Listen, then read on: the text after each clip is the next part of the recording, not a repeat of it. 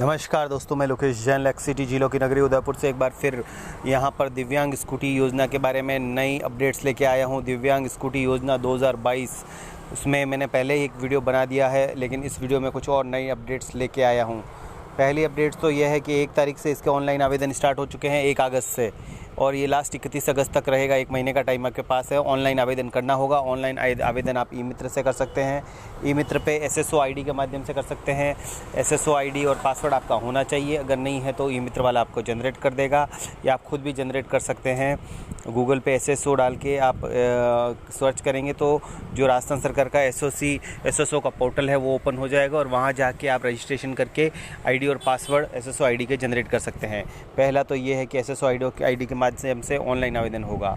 दूसरा, ऑनलाइन आवेदन में क्या क्या डॉक्यूमेंट्स ज़रूरी हैं वो बता देता हूँ, फटाफट से बता देता हूँ। पहला डॉक्यूमेंट्स मूल निवास प्रमाण पत्र, जिसमें मतलब कि आप राजस्थान के निवासी हैं ये साबित हो जाएगा। दूसरा, आपका आधार कार्ड बिल्कुल अपडेट होना चाहिए, बिल्कुल सही, डेट ऑफ बर्थ, नाम वगैरह, जो नाम आपका डिसेबिलिटी सर्टिफिकेट में है। यानी कि तीसरा जो इम्पोर्टेंट डॉक्यूमेंट है वो है डिसेबिलिटी सर्टिफिकेट, यानी निश्चितता प्रमाण पत्र, वो होना ज़रूरी है, और उसमें जो नाम है वही आधार कार्ड और जन आधार कार्ड में होना चाहिए। चौथा इम्पोर्टेंट डॉक्यूमेंट है जन आधार कार्ड, वो भी प्रॉपर अपडेट होना चाहिए। जन आधार कार्ड जिसके अंदर इन्फॉर्मेशन सारी आपकी नाम और एड्रेस वगैरह सारी चीज़ें सही हों।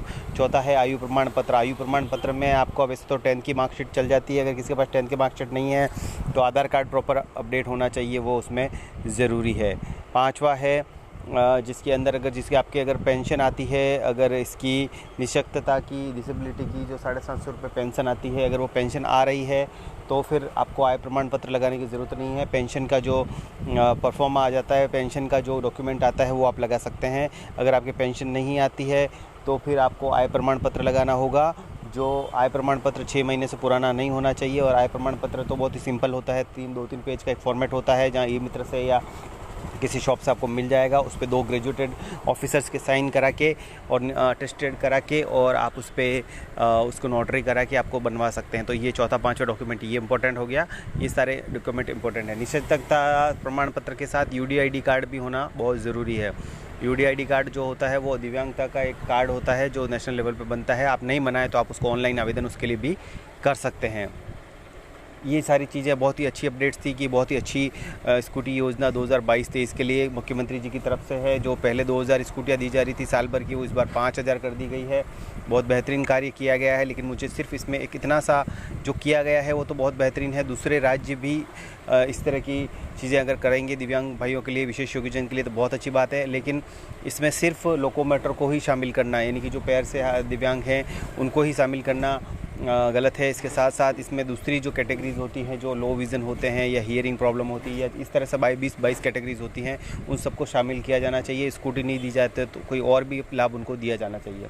देख सकते हैं ऑनलाइन अप्लाई कर रहे हैं तो सिर्फ एक ही यहाँ पर ऑप्शन आ रहा है, वो है लोकोमोटर डिसेबिलिटी, यानी कि सिर्फ उन लोगों के लिए है जो पैरों से दिव्यांग हैं, लोकोमोटर डिसेबिलिटी से ग्रसित हैं। ये दूसरे जो दिव्यांग लोग हैं वो भी अपनी अपनी परेशानियां हैं उनकी। जो लो विज़न होते हैं 40% 50%, उनको भी काम करने में दिक्कतें होती हैं, आने जाने में। तो ये वैसे भी एक तो ये है। दूसरा ये है कि इसमें आयु वर्ग 15 से 29 साल को प्रायोरिटी दी जाएगी, ये कहा गया है। तो 15 से 29 साल वालों को प्रायोरिटी क्यों दी जाएगी? इसमें 45 साल तक के सबको प्रायोरिटी दी जानी चाहिए। इसके अंदर इन्होंने सिस्टम ये किया है कि 5000 स्कूटियाँ पहले तो 15 से 29 साल वालों को दी जाएगी, अगर बच जाती हैं तो फिर 45 वर्ष तक के आयु के दिव्यांगजनों को दी जाएगी। तो ये थोड़ा सा एक ऑब्जेक्शन वाली बात है, क्योंकि सब भी दिव्यांग एक जैसे हैं।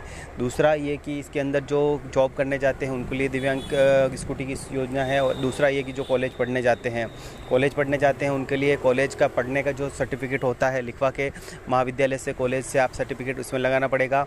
और अगर आप कहीं पे जॉब करते हैं तो आपका जो एम्प्लॉयर है, आपकी जो कंपनी है, जो नियोक्ता है जहाँ पे आप काम करते हैं, उसका सर्टिफिकेट आपको लगाना पड़ेगा। तो साथ ही 2 चीज़ें हैं। लेकिन अगर कोई अपना रोज़गार कर रहा है तो वो क्या करे, उनको क्या इसमें शामिल नहीं किया गया है, ये भी एक क्वेश्चनेबल है।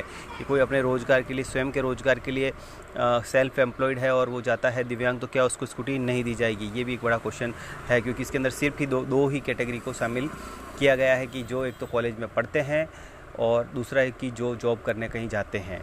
तो ये चीज़ें बड़ी हैं।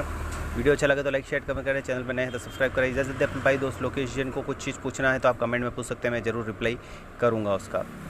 थैंक यू, धन्यवाद।